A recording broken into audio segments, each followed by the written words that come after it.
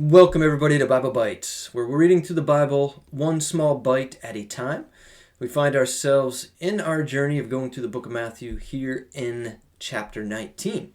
And I'm Pastor Dan, happy to be with you to read through our passage today. Now, when Jesus had finished these sayings, he went from Galilee and entered the region of Judea beyond the Jordan, and large crowds followed him, and he healed them there.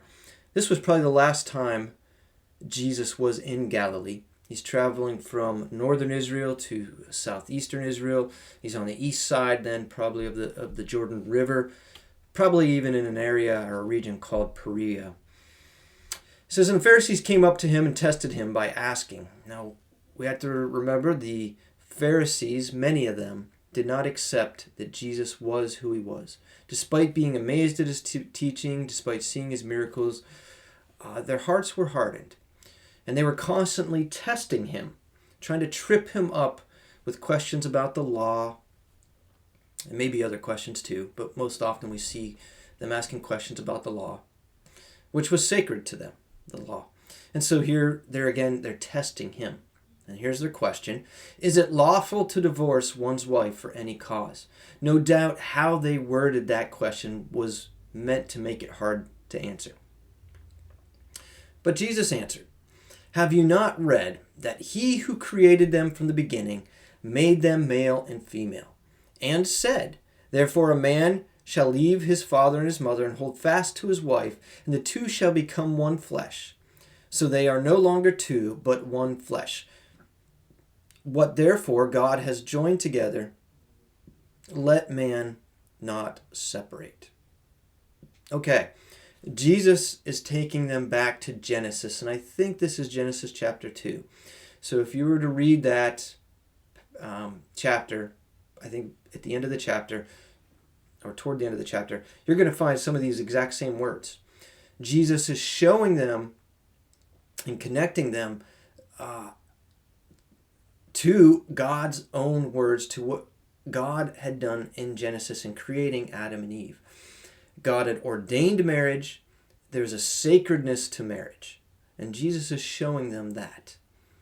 And I think it's very, very neat that Jesus does this. He takes them right back to the beginning of what God, how God had ordained and shows them that sacredness. So Jesus then is saying, if God ordained this beautiful sacred institution of marriage, let's not let man separate it. Right? Let's not let man mess that up. So they said to him, this is the Pharisees now, verse 7, why then did Moses command one to give a certificate of divorce and to send her away? So Moses was the mediator between God and men who gave the law. He was a leader in Israel, and even in this day, and still today, very respected as a founding father, as a godly man, a righteous man, a sacred man. And so they are asking Jesus, well, I hear what you're saying. You're saying man shouldn't separate, meaning there really shouldn't be divorce. But yet Moses allowed for it in the law. So why is that? And Jesus said to them, here in verse 8, because of the hardness of your heart, Moses allowed you to divorce your wives. But from the beginning, it was not so. So Jesus is saying, well, here's sinful human nature, right? And God has, or Moses has allowed for some divorce because of that hardness and the sinfulness of human nature. But that's not how God designed it to be. Verse 9, and I say to you, so this is Jesus continuing here, and I say to you, whoever divorces his wife except for sexual immorality, and marries another commits adultery. So this is a really high standard. And I believe in the culture of this time, it was probably pretty easy, at least for men, to get a divorce for nearly any reason that they wanted. And Jesus is raising the bar there. Okay, so he's already taken them back to Genesis, showing them the institution of marriage actually comes from God. And God is not interested in divorce, does not want divorce. God has not intended that people get divorce. But Moses has allowed for it because of our sin nature. And then Jesus says, but I'm going to tell you that you can't just get a divorce for any reason. In fact, sexual immorality is it. You should not be getting a divorce for any other reason than sexual immorality. Now, we could be very legalistic about this and say Jesus expects that if you are in a very abusive relationship, he expects that you just that you take that you don't get a divorce. And I don't believe that's so. I don't think Jesus would ask us people to remain in a very abusive, whether emotional, physical. But Jesus is taking away excuses of men who very much, for many reasons, would get a divorce. And Jesus does this on the basis of God's ordaining the institution of marriage back in Genesis. Now the disciples said to him, if such is the case of a man with his wife, it is better not to marry. So they understand the high standard that Jesus is putting forth here. And Jesus said to them, not everyone can receive this saying, but only to those whom it is given. So Jesus now is saying, okay, there are people who are called to be celibate and who are called to live a life where they're not going to